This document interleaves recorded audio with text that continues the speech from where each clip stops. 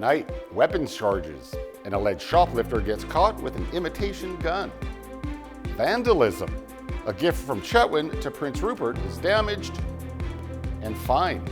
A Fort St. John City Councillor is being fined by Elections BC.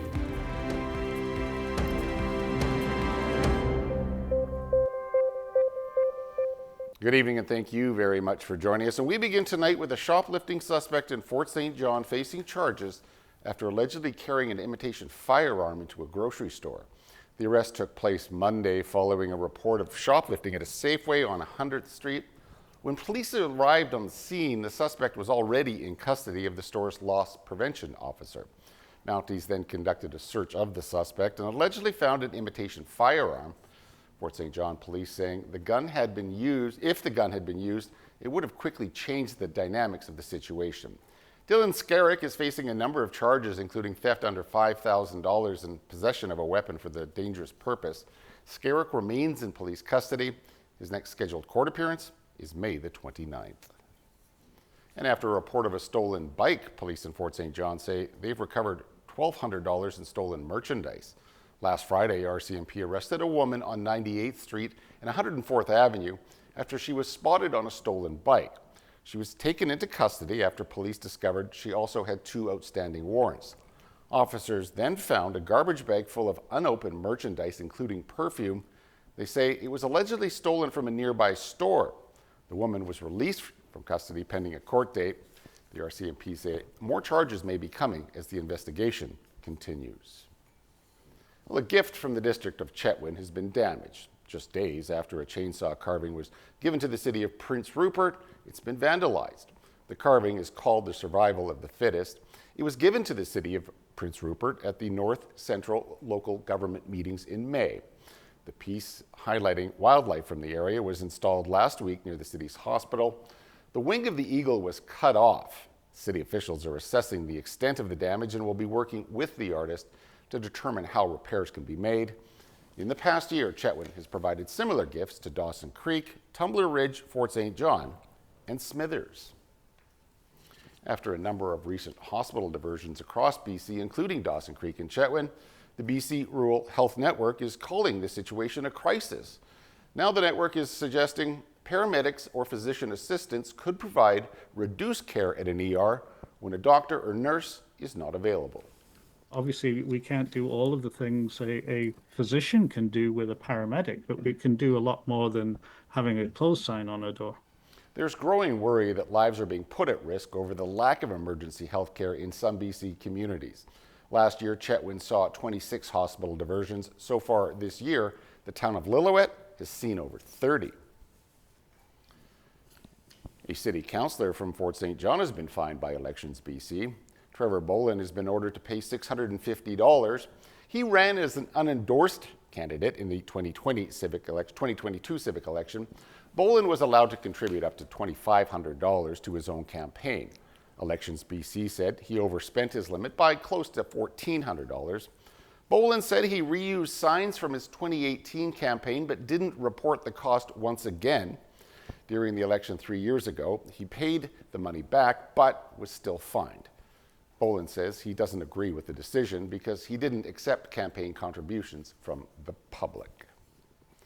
And Elections BC also releasing the first volume of its report on the 2024 provincial election, which highlights the success of a modernized voting process. The report outlines the benefits of legislative amendments to the voting process made back in 2019 and then again in 2023. Elections BC says the changes allowed it to report preliminary results faster than ever before on election night.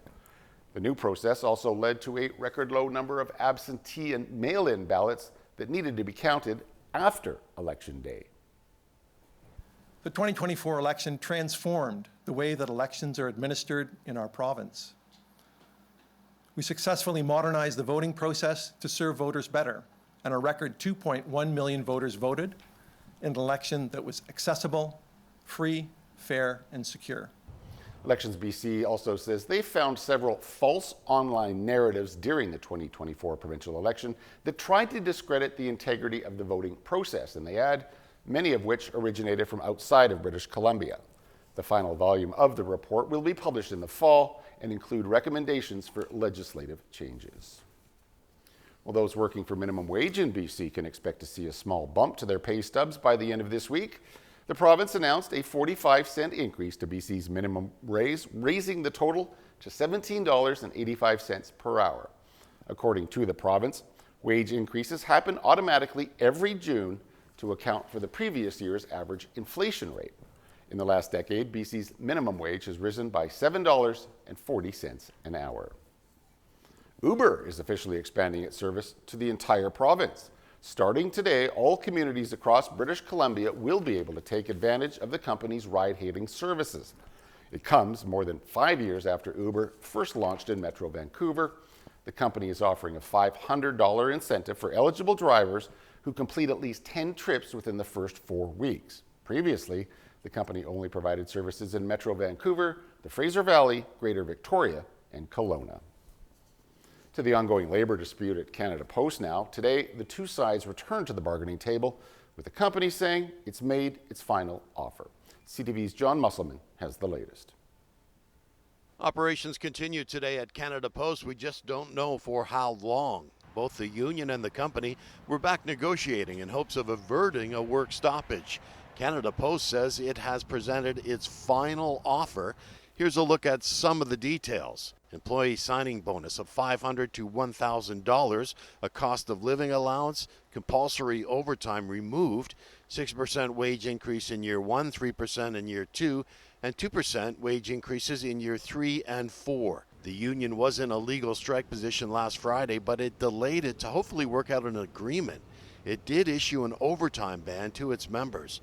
Meanwhile, customers, including thousands of small businesses that rely on Canada Post, are caught in the middle. A spokesperson with the Canadian Federation of Independent Business says both sides need to find common ground. About 80% of small businesses in Canada rely on Canada Post for their daily operation. Residents, meanwhile, are expressing mixed views about another possible postal strike. I mean, I don't really have any answers about it. I was just confused why they're going on strike again. It's a sign of the times right now, right? Everybody's looking to, with inflation and trying to get the best buck out of the thing. All I can do is I hope they all work it out. I think they have, the right to demand whatever is better for their careers. And if this is the only way they can achieve that, so be it. Well, I work there. Oh, do you really? Okay. Yes. So as a worker, what do you think? I'm not part of the union. That's fine. My personal opinion, I hope we don't get to that point. The threatened labor stoppage is having an impact on Canada Post's bottom line. Company officials say parcel volumes were down nearly 60% from last week as customers stay away, worried about packages not getting delivered if there's a strike. WestJet wants Ottawa to treat air travel as essential in Canada, not as a luxury. In a bid to lower costs for the industry, the Calgary-based carrier is claiming it would, quote, help foster national unity. But what would that look like? CTV's Tyson Fedor explains. The city's business leaders hearing from WestJet's CEO on the state of air travel in Canada. WestJet says travel booking with them to the U.S. is down in the mid to high teen percentage points for the summer months compared to last year. It is significant. See very strong demand to Europe, it's very strong demand to Latin Caribbean. So people are actually trading the U.S. against other destinations. WestJet says the government subsidizes ferries, bridges, and passenger rail. It wants more Canadians to afford to fly. If I were to get the same amount of subsidy per passenger that Via Rail gets, I could not just fly everyone for free. I could even hand out cash as people come into the airplane. WestJet has compared the cost of airline tickets in Canada and the U.S. Alexis von Honsbroek says in Canada, sales tax, navigation fees, airport improvement fees, and security fees amount to $133 in a round-trip ticket price. In the U.S., that price is just $49. I have very little sympathy to an airline that is not respecting passenger rights and then trying to pretend to be speaking on behalf of passengers, trying to speak about high airfares when the problem starts at home with WestJet. WestJet's takeover of Sunwing Airlines is almost complete. Sunwing will fly its last flight from Toronto to Cuba and back on Wednesday. The company says it's also retrofitting 43 aircraft by the end of the year, including Swoop, Sunwing, and Lynx planes it owns. It expects to introduce Boeing's new MAX 10s into its fleet sometime next year. However, they are not certified yet. WestJet's owners Onyx recently sold 25% of the company to Delta Airlines and Korean Air in an aim to increase Canada's international travel network. Out of the entire universe of parties that could have potentially bought this minority stake, having our existing partners buying it is the best possible outcome because it just gives us stability. Tyson Fedor, CTV News, Calgary. Well, the province of Manitoba is issuing a state of emergency after a city in the northwest part of the province is being forced to evacuate due to an ongoing wildfire threat. All of Flin Flon's 5,000 residents have been instructed to be out by midnight tonight. A fire that started in Creighton, Saskatchewan on Monday crossed into Manitoba yesterday. A Cree Nation is also evacuating due to the wildfires. There have been 96 blazes across the province so far this year. 19 of those are currently active. And in Alberta, an evacuation order has been issued for Chippewan Lake, just west of Fort McMurray. A judge has fined a catering company $10,000 after hundreds of children fell ill from an E. coli outbreak at Calgary daycares. Fueling Minds Incorporated pled guilty to 4 bylaw offenses in April after nearly 450 people were infected with E. coli in 2023. 39 children and 1 adult were treated in hospital. Alberta Health Services says the outbreak was likely connected to meatloaf, but how the bacteria got there remains a mystery. Police in Nova Scotia have confirmed the 2 children who disappeared almost a month ago were seen with family the day before they went missing. Lily and Jack Sullivan are believed to have wandered away from their home in rural Nova Scotia on May the 2nd. In spite of repeated searches, the 2 children have not yet been located. RCMP are asking the public for any additional video footage that may help them locate the kids. We turn now to Ottawa in a special day for many new members of Parliament, including Canada's Prime Minister.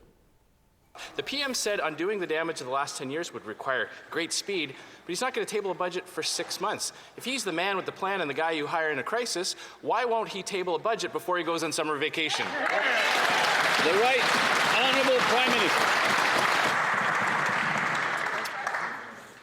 Mr. Speaker, I understand the member of the opposition is very busy, didn't have a chance to study closely the 100-day plan of the former member from Ottawa, Carleton, which did not include a budget. This was also the first question period for about 100 rookie members of Parliament and the new Speaker of the House. Conservative leader Pierre Poilievre was not there after losing his seat in the federal election. Well, new pushback from Canadian leaders today after U.S. President Donald Trump threatened our sovereignty once again, this time over his proposed Golden Dome missile defense system. Canada is also hoping to join a major European defense procurement pact as it navigates military relationships in the face of those sovereignty concerns. CTV's Judy Trin reports. Shut down Kansas! Shut down Kansas! An anti-war demonstration outside a military trade show. While inside, Defense Minister David McGuinty said the government will spend billions of dollars of new money to protect the nation's security. Prime Minister Carney made it perfectly clear. Yesterday evening, he signaled our intention to sign on to a major European defense rearmament plan by July 1st. Joining the Rearm Europe program will reduce reliance on the United States.